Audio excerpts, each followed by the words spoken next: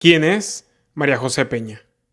Acompáñame a conocer las iniciativas de la sociedad civil en apoyo a las familias afectadas por el doble terremoto que afectó Venezuela. María José es trabajadora social, egresada de la Universidad Central de Venezuela. Ha trabajado como coordinadora de desarrollo social y ha liderado proyectos en diversas organizaciones. Comparte este rol con la producción audiovisual, donde destaca como asistente de dirección. Junto a un grupo de amigos decidió apoyar a las familias afectadas en Caracas y La Guaira por el doble terremoto del pasado 24 de junio. ¿Cómo viviste el doble terremoto que afectó a Venezuela el 24 de junio? ¿Dónde estabas? ¿Cómo fue esa experiencia? Mira, estaba en un centro comercial acá en Caracas, el centro comercial San Mil de la Candelaria. Era un día normal, íbamos al cine y lo viví bastante raro porque creo que esta cultura que nosotros no tenemos de terremoto, a mí particularmente no me hacía entender qué estaba pasando en ese momento. O sea, era como, honestamente, lo primero que pensé era que nos estaban bombardeando. Y luego, como en ese lapso de todo el tiempo, en mi cabeza no estaba como, es que esto es un terremoto, no es como que está temblando y ya. Es un terremoto y un terremoto eh, pues viene cargado de un montón de circunstancias súper complicadas. Mi cabeza no entendía eso. Por mi cabeza jamás pasó que era un terremoto. Pasó de todo. Pasó que me iba a morir, pasó cómo salgo de este lugar con tanta gente, pasó, bueno, cómo me acerco a las salidas. Toda esta información pasó, pero realmente yo entendí que era un terremoto, creo que aproximadamente 10 minutos después de lo sucedido, ¿no? 10 minutos después de salir del lugar, cuando comienzas a ver las paredes y ves que están agrietadas, cuando comienzas a ver que se caen las baldosas de las paredes de los centros comerciales, cuando ya otra gente comienza a mencionar la palabra terremoto, llena de miedo, llena de incertidumbre, con muy pocas herramientas para asimilarlo, o más bien para lograr resguardarme. Entonces creo que la verdad todo lo puedo traducir en incertidumbre y en miedo. Porque cuando no sabes qué hacer y estás llena como estás en ese momento donde el control lo perdiste totalmente, el miedo, la verdad, se apodera de ti. ¿En qué momento te enteras de la magnitud del evento? O sea, que no solo fue en Caracas, sino que bueno, afectó otras partes del país y específicamente el estado de Vargas.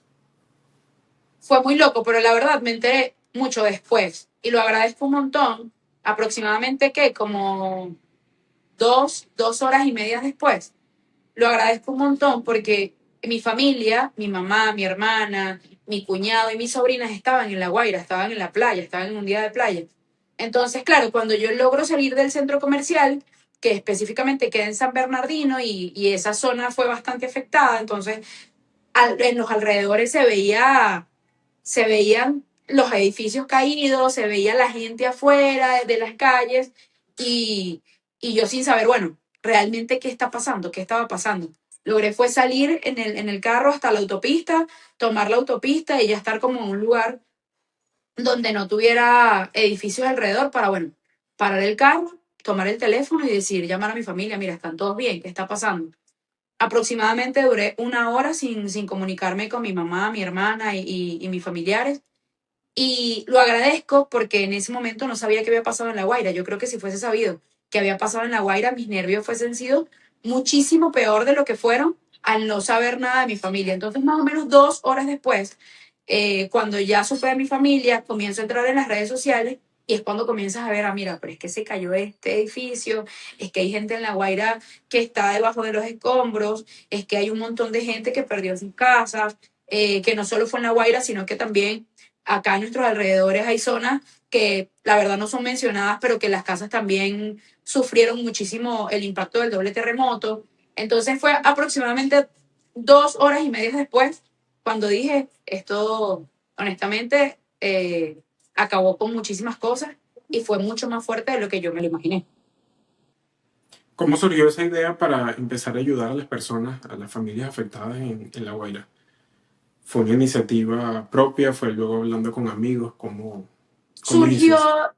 surgió de, fíjate, un día después del terremoto, eh, nosotros decidimos dormir en el carro. Entonces fue como una noche de estar toda la noche en el carro, con nervios, con réplicas a cada momento, que cada vez que había una réplica yo creo que los nervios eran horribles porque uno no sabía si venía algo similar o qué iba a pasar. Entonces al día siguiente fue estar en el carro. Al tercer día ya decidí pues estar en la casa, tranquila, no sé qué. Y al tercer día en la noche yo dije, bueno, mira, ya viendo las redes sociales, viendo la magnitud de la situación y pensando en mi familia está bien, mis amigos cercanos están bien, yo estoy bien y creo que en agradecimiento con Dios, yo dije, si estoy tan bien, ¿qué hago aquí sentada? ¿Sabes? Como, porque estoy aquí con las manos cruzadas diciendo, agradeciendo y diciendo estoy bien. Entonces, en ese momento se me ocurrió esa noche mandar mensajes a mis amigos. Miren, estoy pensando en que deberíamos hacer algo. Tenemos salud, tenemos a nuestra familia bien, y vamos a hacer algo, vamos a arrancar a ver cómo ayudamos. Afortunadamente tengo mi mejor amiga y un muy buen amigo familiar también, fueron los primeros que dijeron, dale, voy pendiente, me anoto. Al día siguiente, muy temprano, yo tenía en mi cuenta 10.000 bolívares, me acuerdo clarito. Y le dije a mi mamá que me prestara 10.000 más. ¿Cuánto es eso aproximadamente en dólares para diez mil tener como... bolívares, como $13, más o menos. Ok, ok. Un aproximado de $13, sí. Y le dije a mi mamá que me prestara 10.000 bolívares más. Mira, préstame 10.000 bolívares más que yo te los pago. Y este amigo mío me dice, voy en camino al mercado de Quinta Crespo, a ver qué podemos hacer con esto. Y yo le digo, bueno, igual en mi casa tengo arroz, tengo aceite, tengo colorante, avísame qué puedes comprar. Y él me dice, bueno, mira, con estos 10.000, mi mamá, la mamá de mi amigo, me dio más dinero, 5.000 que tenía en la cuenta. Y con esto me alcanzó y compré, me acuerdo clarito, que fueron 4 kilos de pollo,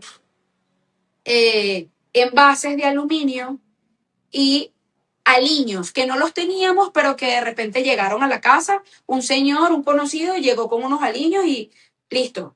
Empezamos a montar arroz con pollo. Ese día hicimos aproximadamente 130 comidas, arroz con pollo en la mañana y en la noche. En la mañana hicimos 130 arroces con pollo y en la noche hicimos más o menos como 95 arepas. Y otras primas y familiares me comenzaron a escribir, ¿qué estás haciendo? ¿Dónde estás? Mira, estoy aquí, voy a ir a comprar en Katia, que estoy muy cerca y voy a ir a comprar pañales, cositas que la gente esté necesitando, medicamentos. Familiares me comenzaron a decir, bueno, mira, te mando $10, bueno, mira, te mando $5. Y cuando vine a ver ese día, tenía en mi casa más de 250 comidas, más de 3 bultos de pañales, toallitas húmedas, artículos de higiene personal, y empecé a pensar qué iba a hacer con todo eso, porque éramos las personas que te había dicho, 3 personas, 3 motos y todo lo que te estoy mencionando que no cabía en esto. O sea, no sé en qué momento, Gabriel, de verdad que no sé en qué momento sucedió. Salí a comprar algo a Katia y cuando llegué en mi casa había más de 6 motos. Hombres, Wow. mujeres, no conocía a la gente, era como el amigo del amigo. Ah, mira, este amigo me dijo que viniera y yo vine. Ah, mira, este amigo me dijo que viniera y yo vine. Y así inició todo. Ese tercer día, ese cuarto día, nos fuimos y logramos repartir todas las comidas, logramos repartir todo lo que teníamos. Eh, y creo que fue como una iniciativa que empezó ese día y ha continuado hasta ahorita. ¿Cómo fue todo el proceso para llegar hasta Vargas, para llegar hasta La Guaira? Si hubo algún tipo de impedimento para poder entrar al lugar. ¿Y cómo fue ese primer encuentro con lo que allí había pasado? Con los edificios caídos, con las familias que estaban afectadas. Claro, fíjate, nosotros en primera instancia no bajamos a La Guaira porque la verdad es que en Caracas había muchos lugares afectados. Acá cerca, en La Silsa, ubicada específicamente en Catia, nosotros iniciamos contacto con unas canchas, son dos canchas, está una al lado de la otra, y allí inicialmente habían 60 familias aproximadamente. Entonces eran los primeros lugares a los que íbamos, los lugares más cerca, ¿no? Sin embargo, luego la necesidad en La Guaira era impresionante y nosotros teníamos la capacidad y los insumos para poder ir. No fue tan complicado los primeros días porque cuando nosotros decidimos bajar, bajábamos muy temprano. A las 6 de la mañana ya nosotros íbamos camino a La Guaira. Entonces, a esa hora todavía no estaba la cola que se hacía, porque no sé bueno, si lograste ver, pero habían unas colas horribles, comenzaron a trancar el paso para bajar a La Guaira. En esos días que hicimos comida, una anécdota que puedo contarte es que me llama una amiga y me dice, necesito almuerzos porque hay unos rescatistas y unas familias que se quedaron sin almuerzo. ¿Tienes la posibilidad de hacerlo? Mira, sí, tenía la posibilidad, me escribió tempranito y nos montamos a hacer almuerzos. Para entregar esos almuerzos nos iban a esperar en la entrada de la autopista Caracas-La Guaira. Pero esa autopista como que la abrían y la cerraban. La Ok. persona que nos iba a esperar me dice, voy a meterme en la cola porque si la abren tengo que pasar y no puedo esperar más. Yo le digo, dale, tranquila. Nosotros nos fuimos en las dos motos con las comidas y estaba tan trancado que las motos no pasaban. Me tocó bajarme de las motos con las comidas y correr por la mitad de la autopista hasta el carro que estaba cerquita de pasar, montar las comidas y dale, otra vez correr de regreso por la autopista porque bueno, era lo que se podía hacer. Entonces sí, había impedimento los primeros días, pero luego cuando yo comencé a bajar, bajaba tan temprano con el salvoconducto que no fue tan Ujú. difícil, la verdad, sacarlo. Fue en menos de 5 minutos, porque creo que la gente no tenía el tiempo para ir a sacar el salvoconducto y la mayoría de la gente bajaba sin el salvoconducto. Fue en menos de 5 minutos, nunca me lo pidieron, nunca me preguntaron por el salvoconducto, la verdad. Luego que pases los, como las alcabalas que hay en la autopista, pues nadie te pregunta nada, ni siquiera al inicio de la alcabala nadie te pregunta nada si vas muy temprano. Entonces, esa fue mi experiencia. Sé que hay personas que tuvieron otra experiencia bajando, que le trancaban el paso, como te acabo de mencionar, que no los dejaban pasar. Tengo amigos motorizados que tuvieron inconvenientes porque los militares, bueno, los apuntaron. Pero mi experiencia fue esa. Bajaba muy, muy, muy, muy temprano y el paso era rápido. Creo que me faltó una parte de esa pregunta, ¿no? Bueno, ya me relataste el espacio de la Silsa, fue la primera comunidad a la que Sí, apoyaron. fue la primera comunidad a la que fui. ¿Hubo otra en Caracas a la que también apoyaron? Sí, nosotros fuimos los primeros días a la Avenida Bolívar, donde habían muchas carpas. La verdad no tengo un número de carpas, pero había muchísimas carpas, ¿no? Y muchísimas personas de esos edificios que están en los alrededores de la Avenida Bolívar de Caracas. Fuimos al Parque del Oeste, fuimos al Parque del Este, fuimos fuimos eso se llama A La Paz, ahí habían también algunos campamentos. Fuimos a Montalbán, habían otros campamentos, y fuimos a La Silsa varias veces, a una comunidad con la que aún mantenemos contacto. Actualmente hay 25 personas nada más. Muchas personas están ubicadas en refugios, otras personas se decidieron quedar ahí porque en los alrededores, bueno, tienen miedo a que si abandonan las casas, entonces le saquen las cositas y entonces las personas decidieron quedarse en los alrededores de sus casas. Esas casas, la mayoría ya empezaron a demolerlas. Entonces, bueno, la gente está sacando las cositas, llevándolas a la doble cancha y esperando allí ver cómo van demoliendo esas casas, ¿no? Sin embargo, a esa comunidad poco se ha acercado los entes gubernamentales, entonces también están como en esa problemática de qué hacemos, nos vamos, algunos sí le ofrecieron de pronto irse a, a refugios, pero a otros absolutamente nada, entonces están como en esa dualidad. Fuimos a varios lugares, entre centros de salud, colegios, instituciones educativas en las que ya hay refugiados y lugares públicos, como plazas y avenidas principales de la ciudad. Ok, luego en el estado Vargas, que es pues, el centro, ¿no? del drama, ¿cómo te enfrentas a esa experiencia? Porque bueno, desde las redes sociales, por supuesto, desde la pantalla de un teléfono o desde un televisor, desde donde la gente se pueda informar, se Claro, ve el grado de lo que ocurrió. Pero vivirlo en persona, por supuesto, es otra experiencia. ¿Cómo te tocó a ti? fíjate, creo que llegando a La Guaira, lo primero que siente tu cuerpo es miedo, ¿no?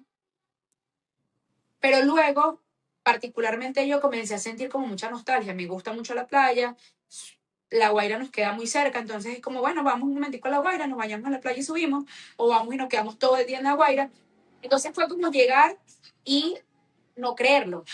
Es tan impresionante ver los edificios totalmente caídos, ver a las familias aún buscando familiares, ver a las personas acercándote. O sea, me pasó muchas veces que se acercaban, te mostraban una foto y te decían, mira, ¿la has visto?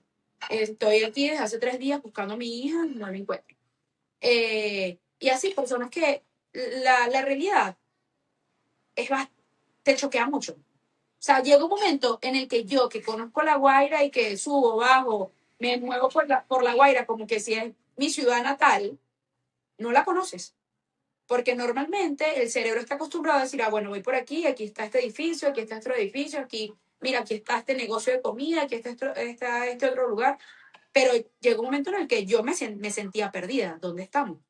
Porque el edificio que ya reconocías ya no está. Y termina siendo, es que creo que mis palabras van a quedarse cortas. Creo que no hay manera de explicar cómo se vive, pero el sentimiento es de nostalgia, de, de cuándo esto se va a recuperar, de recordar cómo era y cómo ya no es. Entonces, es bastante impresionante. Creo que así lo puedo describir, impresionante. Luego de que vives todo esto, ¿cómo es ahora el proceso de volver a casa? De cómo regresas a casa y bueno, cómo te enfrentas con todas las emociones que tal vez en un momento pudiste, tal vez, no sé, anular Claro. en el lugar para poder trabajar y llevar todo lo que necesita la gente, pero luego cómo te reencuentras contigo ya cuando estás en tu casa. Cuando Cuéntame. llego a casa, me echo un baño. La verdad, llego muy cansada siempre que bajas a La Guaira. Emocionalmente estás cargado. Entonces, te echas un baño, comes y tienes que comenzar a distraer la mente en otras cositas. Y de igual modo, ya cuando estoy más tranquila, me pongo a revisar, ah, bueno, mira, hoy hablé con fulanita de tal requiere de esto, de esto, de esto y de esto. Hoy conversé con el señor no sé quién y el señor Juan requiere de esto, de esto, de esto y de esto. Entonces, emocionalmente duele, claro que duele y no te voy a mentir, no, claro que he llorado, claro que he pasado por días en los que me siento llena a veces de rabia, no te lo voy a negar, a veces de rabia, a veces digo qué más nos tiene que pasar, por qué más tenemos que pasar los venezolanos para estar bien. Eh, Sin llevarlo al área política, pues obviamente a nivel político también uno se siente como, ajá, solo. Esa es la palabra. Yo creo que la palabra es esa, solo, en soledad. ¿Quién está? ¿Quién nos ayuda? ¿Quién nos apoya? Somos nosotros mismos, con nosotros mismos, dando lo mejor de nosotros mismos. Aquí yo siento que uno se siente, la verdad, muy solo. Considero que más allá de la voluntad que todos podemos tener para hacer las cosas, para dar para dar lo mejor de nosotros, para apoyar a otros, para brindar ayuda a quien lo está necesitando, yo considero que sin duda a veces hay que tener un poquito de herramientas para enfrentarte, ¿no? A estas cosas. Como trabajadora social, yo creo que me tocó aprender como desde años atrás, muy duro, a que la realidad de la persona para la que estás trabajando no es tu realidad, ¿sabes? Entonces es como la empatía, no dejes de sentir empatía por esa persona, pero no eres esa persona. Entonces, ¿por qué digo que se necesitan herramientas? Porque conversando con muchos amigos, está como ese sentimiento de volví a casa y siento culpa. O volví a casa y ¿qué puedo hacer que sea mucho más increíble de lo que ya vengo haciendo? Es sentir de pronto que no estás haciendo suficiente porque fuiste, dejaste tu granito de arena y Ujú. luego te viniste otra vez a tu casa, a tu realidad. A mí, la verdad, no me pasa esto. Eh, no sé si mi forma de asumir la situación es muy cruda. Ok. Yo particularmente sé que si hay un caso que a mí me va a afectar mucho, me voy a casar con ese caso, voy a querer solucionarle la vida, yo sé que ese caso no lo puedo trabajar yo. y prefiero derivárselo a otra persona. Y creo que eso me permite a mí seguir apoyando y seguir ayudando y seguir dando lo mejor de mí de la forma más inteligente, más objetiva. Obviamente uno se hace amigo de la gente, de, mira, mi amigo, el que me abraza, el que me espera cuando yo voy a ir porque ya le dije que íbamos a ir a llevar esto y esto y esto. Pero más allá de eso, entender que no es tu realidad y que eso me permite no abandonarme en el proceso. Que sigue necesitando la gente de La Guaira, que sigue necesitando esas familias ya luego de un mes y pocos días después del doble terremoto. Mira, siempre va a depender del área a la que tú quieras direccionar tu apoyo, ¿no? Particularmente nosotros hemos direccionado nuestro apoyo a alimentación, hidratación y medicamentos. Y eso particularmente sigue haciendo falta de una manera impresionante. Agua, bebidas energéticas, medicamentos, y no solo medicamentos, no solo me refiero a los medicamentos más comunes, ¿no? Acetaminofén, ibuprofeno, Liolactil, enterogermina, sino me refiero a tratamientos médicos individualizados. Las personas que tienen enfermedades crónicas que requieren medicamentos específicos para cada enfermedad. Eso es súper importante para mí, porque pasa el tiempo y, bueno, el losartán que las personas tenían se termina. La metformina, que es un medicamento para personas diabéticas, se termina. La insulina se termina. Entonces creo que los medicamentos, de acuerdo a cada persona, hacen falta. Ir, conocer a la persona, hablar con ella y saber cuáles son sus necesidades. Hace falta artículos de higiene personal, hacen falta pañales, alimentos no perecederos, alimentos enlatados, galletas que tú puedes dejar y de pronto, o sea, hay cosas que se pueden dejar, enlatados y galletas, sándwiches que de pronto tú los dejas y si tú no vas al día siguiente ya tú sabes que la persona tiene algo allí con lo que puede solventar ese día, hace mucha falta. Entonces, para hacer un resumen, hidratación, comida preparada, comida enlatada, medicamentos y tratamientos individualizados por persona. Y te voy a dar un ejemplo. Si yo voy hoy y converso con una persona y esa persona me dice que requiere unos medicamentos, posiblemente en 2 semanas esos medicamentos hayan cambiado. Entonces, la necesidad es súper cambiante y yo creo que lo importante es, y es una recomendación que yo siempre doy, es que cuando uno baja a La Guaira, conversar con la gente y preguntar qué necesitas, ¿sabes?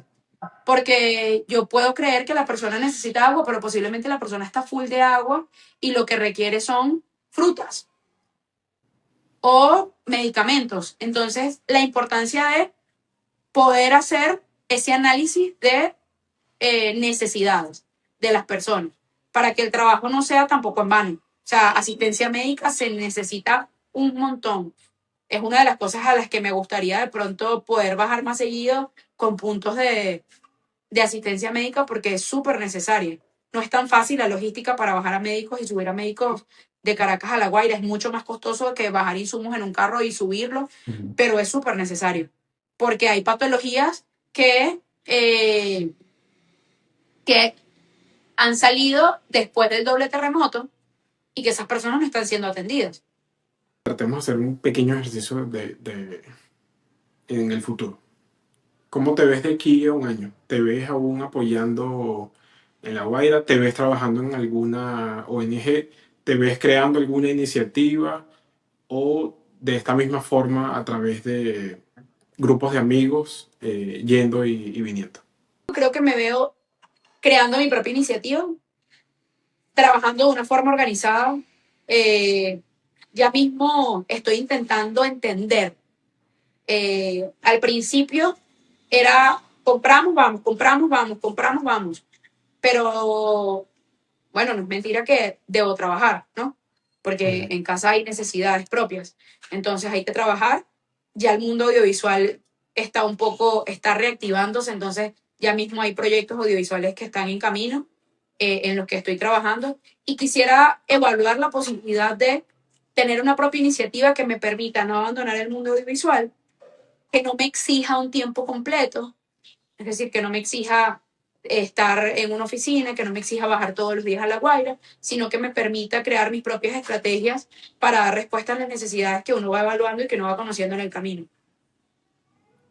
Y en el caso del mundo audiovisual, ya que compartes este doble rol como trabajadora social y realizadora audiovisual, ¿te imaginas creando algún proyecto de carácter audiovisual, un trabajo documental que pueda retratar esta realidad? Ya mismo no me veo haciendo un proyecto audiovisual para retratar la situación. Creo que porque mi mente funciona de forma separada del mundo audiovisual y del mundo social. Y creo que tiene que ver con, finalmente, el mundo audiovisual a veces va muy rápido. Hablo del mundo publicitario, que es el mundo en el que he trabajado últimamente. En el mundo audiovisual tiene infinidad de ramas y creo que la rama documental es preciosa porque entiende el ritmo y entiende el proceso y va al ritmo, pero me da un poco de miedo documentarlo y no tener las herramientas para documentarlo y que no termine siendo, no terminas haciendo daño, ¿sabes? O sea, ahorita es muy común las fotos en las caras a los niños, preciosas, obviamente, porque hay muchos artistas audiovisuales en la calle haciendo retratos espectaculares, pero cuando vas al fondo de eso, al final hay daño allí, ¿sabes? Hay vulneración de derechos, hay niños en situación de riesgo que estás exponiendo, hay mujeres y hay familias en situación de riesgo que se están exponiendo. Entonces, aunque comparto el mundo audiovisual y el mundo creativo, no me veo ya mismo porque creo que para llegar allá tienen que haber parámetros muy claros que no vulneren los derechos de las personas. Y actualmente hay muchas iniciativas audiovisuales que están vulnerando los derechos. Entonces, creo que hay que hacer como toda una investigación para saber de qué forma trabajas esto sin vulnerar derechos y sin caer en la acción con daño, ¿sabes? Ok. Te Entonces, ha pasado mucho, y bueno, que lo he visto, que lo has publicado en tus redes sociales, sobre sí, el tratamiento de las imágenes de los niños, ¿no? Y de los adolescentes. sí, sí. O sea, yo trato incluso muy poco, si vas a mis redes sociales, muy poco vas a ver caras de las personas, muy poco vas a ver caras de los niños. Trato siempre de que si nos vemos nosotros. Si vemos a las personas, las vemos de espalda. Si no vemos solo una parte de su cuerpo. Es muy poco que trabaje con los retratos. Me preocupa mucho vulnerar los derechos. Además, cuando trabajas en el mundo social, en el mundo organizacional, son como herramientas que tienes muy marcados y nosotros somos bastante celosos con la gente cuando trabajamos en el mundo organizacional. Para nosotros nada está por encima de la persona. Entonces, muy bonita la foto, muy bonito el video, pero si estás vulnerando un derecho, deja de ser bonito, ¿sabes? No, y Eh, entonces, creo que no sé si como trabajadora social mi mente está separada de una manera muy loca y para mí la gente es prioridad. Entonces, tú puedes quedarte sin el video, pero si yo llevé la atención se dio respuesta a una necesidad, para mí es suficiente, ¿sabes? Entonces, y hay formas de comunicar. Lo exacto. que yo creo y lo que yo siempre invito a la gente es a investigar cuáles son las formas seguras para comunicar sin vulnerar, porque las Claro, hay infinidad. esa línea allí como, sí, línea frontera, en el caso también con el periodismo, que tenemos el deber de informar Exacto, y de que la denuncia llegue, porque bueno, lo que claro, está pasando está afectando a muchas personas, pero sin que la noticia no prime por encima de ese individuo, de ese niño, ¿no? De niño, adolescente, a quien deja allí retratando. ¿Qué es lo que ha sí. pasado ahorita?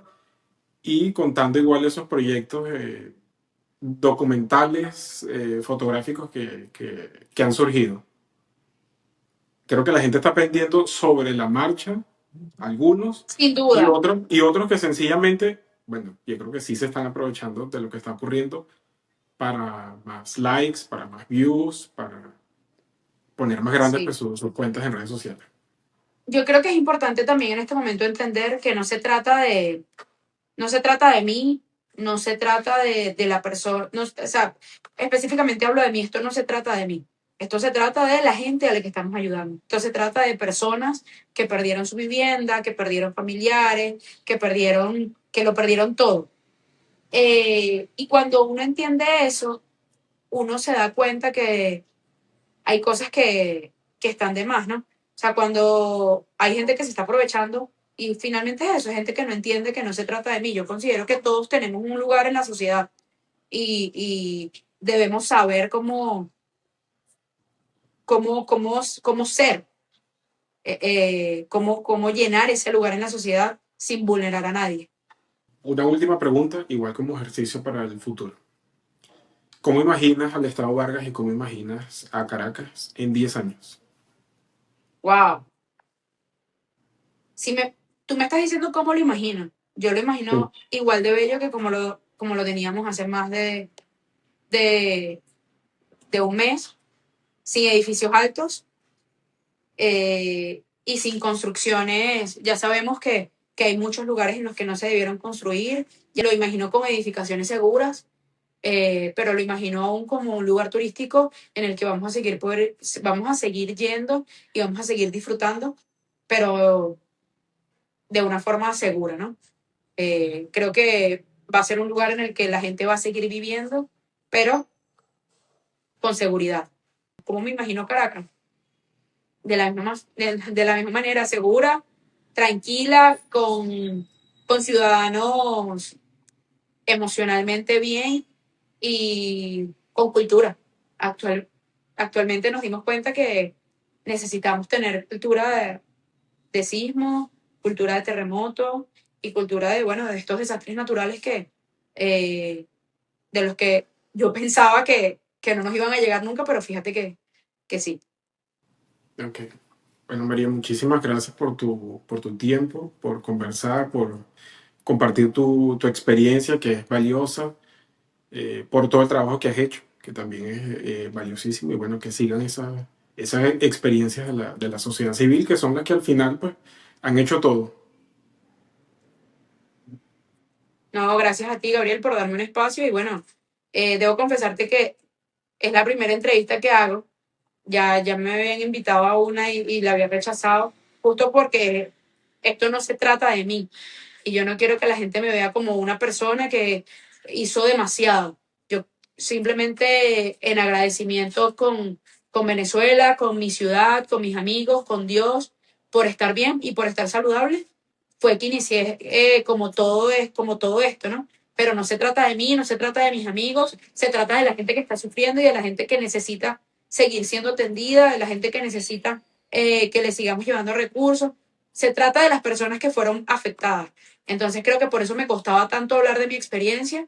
Solo espero que sirva como motivación para que otras personas se animen desde sus espacios, porque llega un momento en el que debes combinar tu vida con ayudar, pero sin duda uno la puede encontrar. Obviamente no va a ser desde la misma manera que hace un mes. Obviamente ya yo no puedo dedicar todos los días de mi vida a bajar a La Guaira, a armar cosas, a armar kits, a comprar, porque tengo que trabajar. Pero siempre se encuentra la manera organizada, la manera segura, la manera solidaria de llegar a aquellas personas que lo necesitan, colocando un granito de arena desde lo que cada quien sabe hacer, que creo que eso también es súper súper valioso y súper importante. Se necesita de todo, desde el artista hasta el ingeniero, el médico, se necesita de todo, del peluquero, todos los oficios y todas las profesiones se necesitan en este momento. Y entonces creo que cada quien, desde lo que sabe hacer, desde sus espacios, desde sus posibilidades, puede colocar un granito de arena